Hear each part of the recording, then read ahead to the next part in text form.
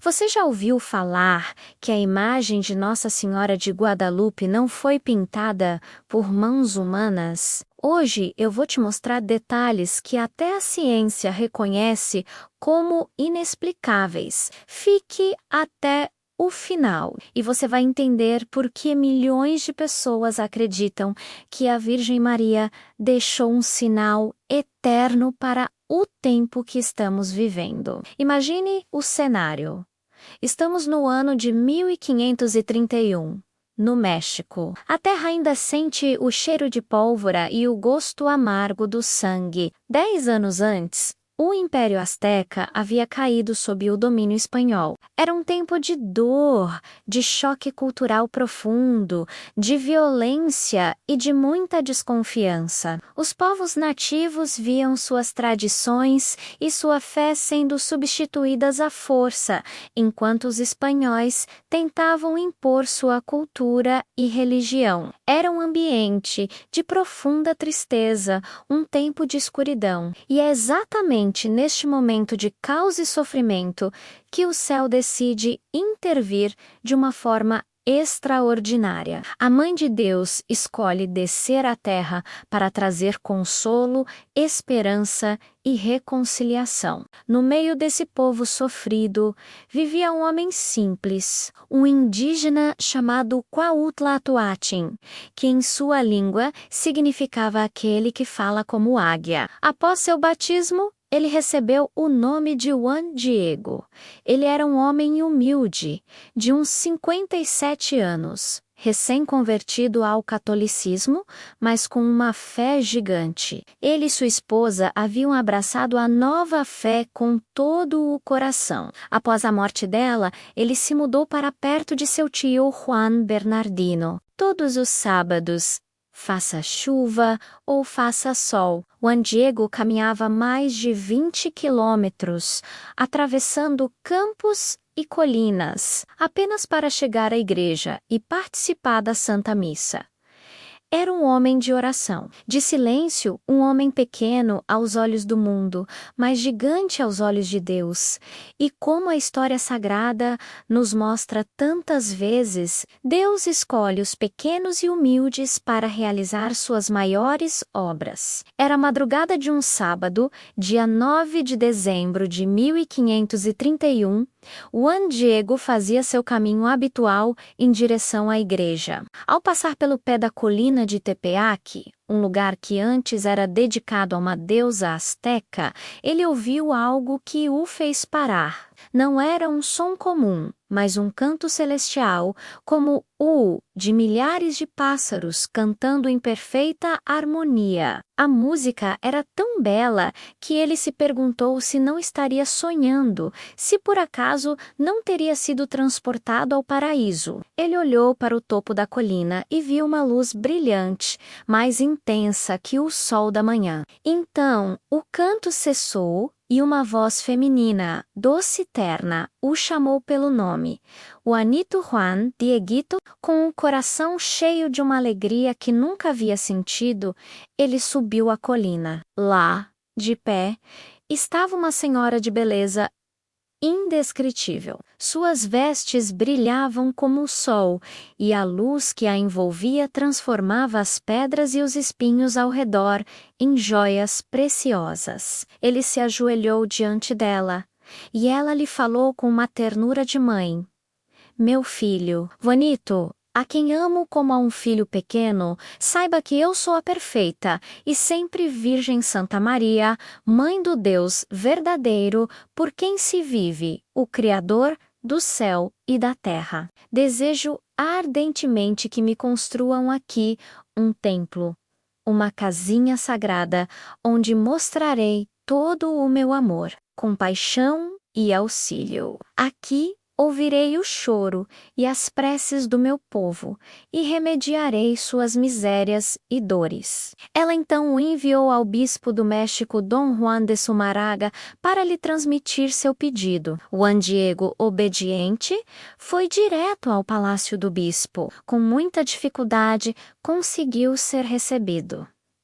Ele contou tudo, o que viu e ouviu. O bispo o escutou com atenção, mas com uma natural desconfiança. Era uma história extraordinária. Afinal, ele disse a Juan Diego que pensaria no assunto e que ele poderia voltar em outra ocasião. Na verdade, ele precisava de uma prova, um sinal de que aquela história era verdadeira. Juan Diego saiu de lá triste e desanimado. Sentia-se pequeno, indigno daquela missão. Voltou à colina de Tepeac e encontrou a Virgem Maria esperando por ele. Ele contou sua falha e pediu que ela escolhesse alguém mais importante, alguém de nome e respeito, que fosse acreditado. Mas a Virgem o consolou, dizendo que era ele, e não outro, o escolhido para ser seu mensageiro. Ela pediu que ele voltasse ao bispo no dia seguinte. No domingo, Juan Diego novamente procurou o bispo. Desta vez, Dom Zumarraga fez muitas perguntas sobre a aparição e, ao final, pediu um sinal claro e incontestável do céu.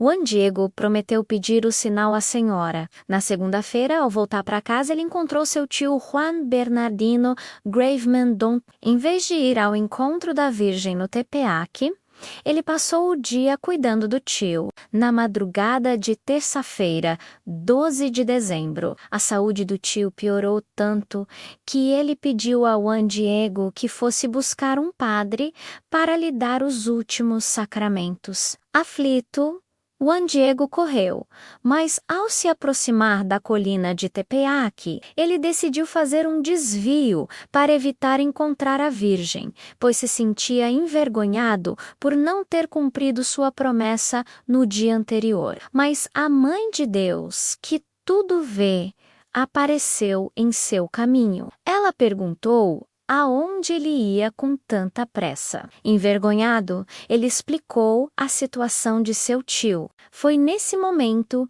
que a Virgem Maria pronunciou as palavras mais consoladoras de toda a história. Escute, meu filho, não se perturbe o seu coração. Não tema esta doença nem qualquer outra.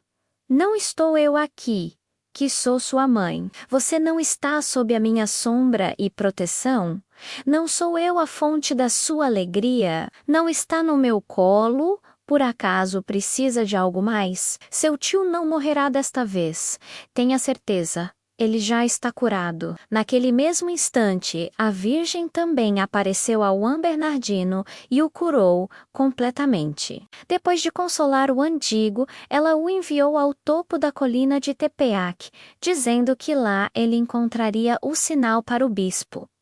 Juan Diego subiu e o que encontrou foi um milagre. No topo daquela colina rochosa e seca, em pleno inverno, onde nada costumava florescer, havia um jardim de rosas de castela, frescas, belas e cheias de orvalho. Eram flores que nem sequer existiam no México naquela época. Maravilhado, ele começou a colher as rosas. A Virgem Maria apareceu, pegou as flores com suas próprias mãos, arrumou-as carinhosamente na tilma de Juan Diego, seu manto simples de tecido de cacto, e disse: meu filho, estas rosas são o sinal que você levará ao bispo. Diga-lhe que veja nelas o meu desejo e que o cumpra. Você é meu embaixador, muito digno de confiança, com o coração transbordando de alegria e confiança. Juan Diego correu para o palácio do bispo, segurando preciosamente as bordas de sua tilma. Depois de esperar por horas, ele finalmente foi levado à presença de Dom Zumarraga e de várias outras pessoas. Ele contou sobre a cura de seu tio e sobre o milagre das rosas. Então, diante de todos, ele abriu sua tilma para entregar as flores. As belíssimas rosas de Castela caíram no chão, perfumando todo o ambiente. Mas o verdadeiro milagre não eram as flores. No instante em que as rosas caíram, uma imagem perfeita da Virgem Maria, exatamente como Juan Diego a tinha visto, apareceu estampada no tecido rústico da tilma. Elway Aquilou, o bispo, e todos os presentes caíram de joelhos, chorando e rezando. O sinal era inegável,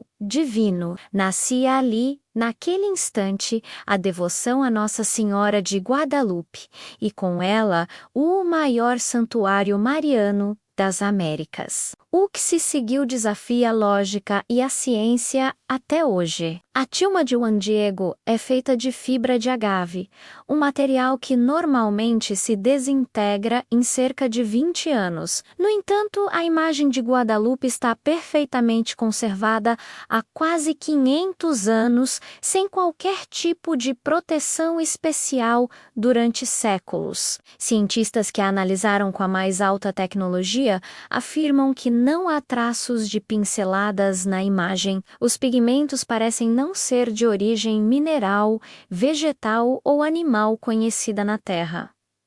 A imagem parece flutuar sobre o tecido, a milímetros de distância. Mais impressionante ainda, os olhos da Virgem ampliados digitalmente. Eles revelam o reflexo de um grupo de 13 pessoas, incluindo o bispo Zumarraga e o próprio Juan Diego, exatamente como estariam posicionados na sala no momento do milagre. É uma cena refletida em olhos de apenas 8 milímetros de diâmetro. As estrelas no manto da Virgem correspondem com precisão à posição das constelações no céu do México no solstício de inverno, em 12 de dezembro de 1531.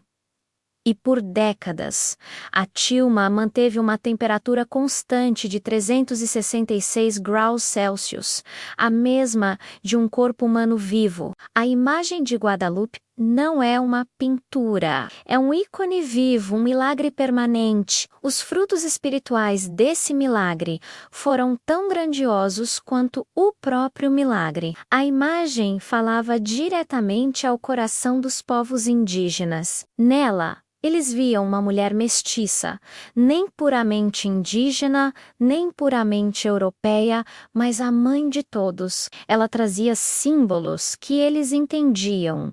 Estava grávida, trazendo o Deus verdadeiro. Pisava na lua crescente, mostrando ser maior que os deuses pagãos, e as estrelas em seu manto indicavam que ela vinha do céu. O resultado foi a maior e mais rápida onda de evangelização da história. Em menos de 10 anos, cerca de 9 milhões de indígenas pediram o batismo. A violência cessou. Conflitos foram aplacados e uma nova cultura, cristã e mestiça, começou a nascer em paz. A mensagem de Guadalupe é atemporal. Maria não aparece como uma figura distante, mas como mãe, protetora, consoladora e sinal de esperança. Ela vem ao encontro do seu povo no meio da dor para trazer a reconciliação e apontar para seu filho, Jesus. E as palavras que ela disse a Juan Diego na colina de Tepeac, ela repete a cada um de nós hoje em nossas lutas, medos e doenças. Não estou eu aqui, que sou tua mãe? Você não está sob a minha sombra e proteção? Se esta história tocou seu coração, comente "Eu confio" e peça a proteção de Nossa Senhora de Guadalupe para sua família. Siga o canal agora mesmo para não perder nenhuma oração e nenhuma história da fé católica. E compartilhe este vídeo, pois a mensagem de Maria ainda quer alcançar muitos corações. Muito obrigado por assistir e que Deus te abençoe.